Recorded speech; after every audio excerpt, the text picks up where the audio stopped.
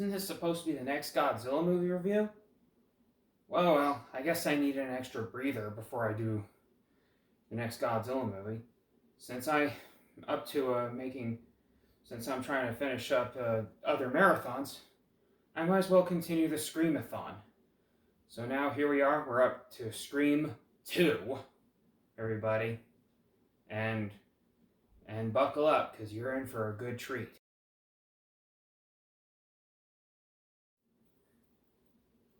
Alright, everybody. Here we are. We're now up to Scream 2, right here. See that right there in the middle? Scream 2. Alright, where do I begin? Now, Cole, because I know you did a watch along on Scream 2, which I know you're a huge surprise on this one, like as you are with 1, 3, and 4. So now here I go. Where do I begin this one? It came out in 1997, a year after the first one came out into the theaters. Now, instead of being set in Woodsboro, California, this one's set in Windsor, Ohio, and Sidney Prescott is still the main character in this one. She is the sole survivor of the incident in Scream 1. Same goes with Randy Meeks, which is Jamie Kennedy's character. And Sidney is now in college at Windsor College. And supposedly, and then little did she know that a copycat killer came to be. So yeah, and it turns out it was another killer. And I'm gonna reveal later that it was a second killer. In the beginning, they had a movie within a movie called Stab. Yes, that's right, everybody. Ghostface, the main killer of the franchise, is basically Deadpool for the slasher movies, without fourth wall breaking. And by Deadpool of the slasher movies, he doesn't break fourth walls, but he does make several references to other horror movies, and he has a movie within a movie, which is Stab. So, it began when Jada Pinkett Smith's character was named Maureen, and his character and her boyfriend's last name Stevens, and so they went to a movie theater, and it was premiere of the movie Stab, which and Gail Weathers had made a book out of it, which is Courtney Cox's character. Courtney Cox makes a comeback, and David Arquette makes a comeback as well as Dewey. And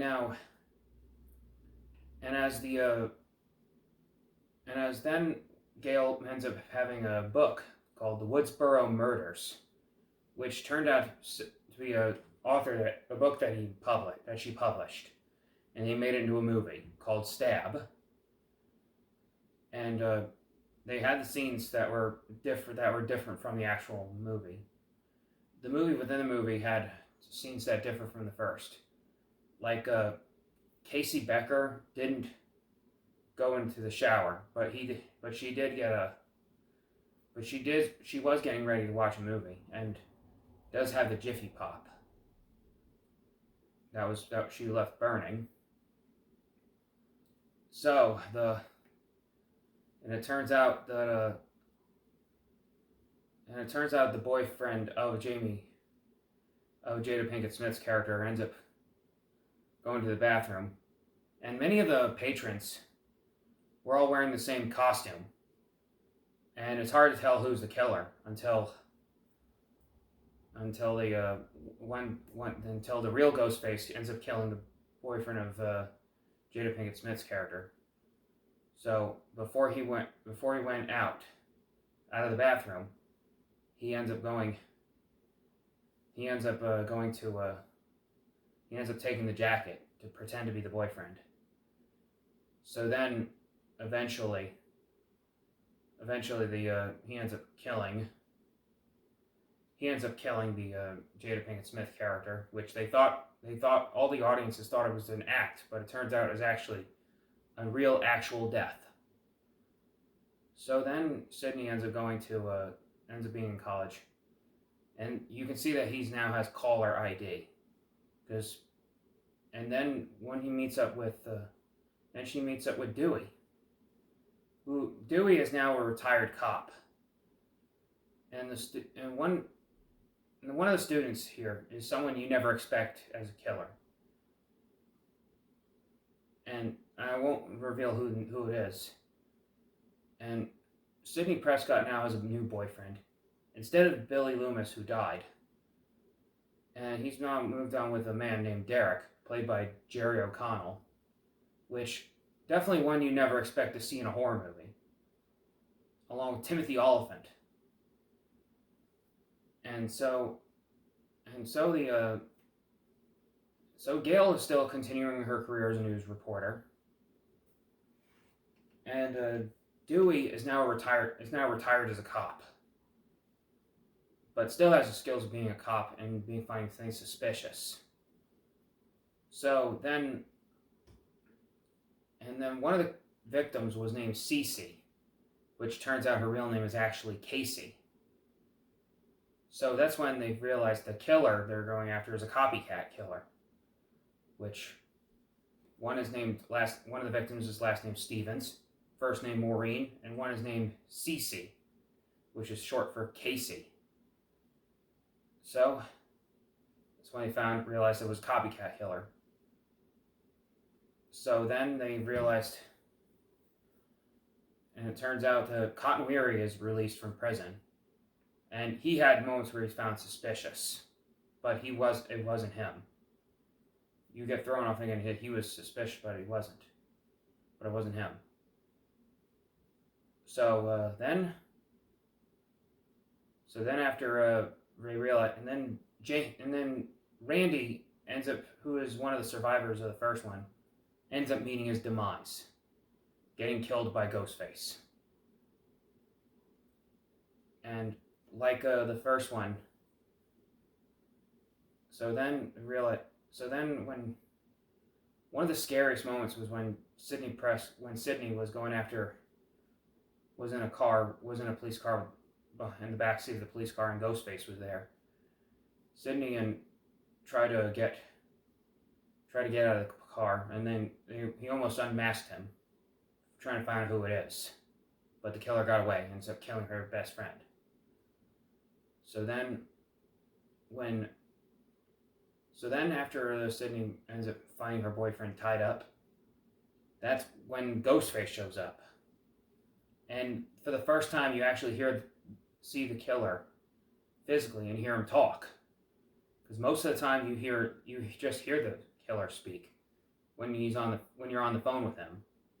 But this time you actually physically hear him speak when you're face to face with him, where he says this: "Right here, you're pretty fast, Sidney. I wouldn't do that if I were you. Do you really want to trust your boyfriend?" And before revealing himself, he says, "Do you know that history repeats itself?" And that's when it reveals to be Mickey Altieri, which is Timothy Olyphant's character. Oh yeah, I also pointed out that there was one moment they referenced Top Gun, which is not a horror movie, which had no purpose in the movie, where Jerry O'Connell's character ends up singing "I Think I Love You Too" to Sidney, which it had no purpose It had no purpose in the film that it's ridiculous, which I did not expect to put that. That's not a scene I would put in a horror movie, But, oh well. I mean, it was very funny to show, but for the most part, it really wasn't meant to be a comedy. Okay, so anyway, back to the reveal, and turns out there was also this woman that Gail ends up having conversations with, goes by the name Debbie Salt, which turns out she was also the killer.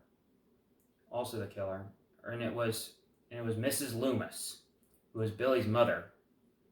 And that was Laurie Metcalf, which, Cole, I don't know if you realize, but the voice of that actress Laurie Metcalf who played Billy Loomis's mom. That's actually the same actress who played Andy's mom in Toy Story. Yes, that's that actress, Laurie Metcalf, which I find that a big shocker myself. So Billy's mom was revealed to be the killer. So basically, they literally copied it from Friday the 13th. Only this is reversed, where the son is the killer and he dies, and the mom ends up going on a killing spree. While in the Friday the 13th, the mom was the original killer and then made the son the killer. So as Mickey was revealed to be the other killer.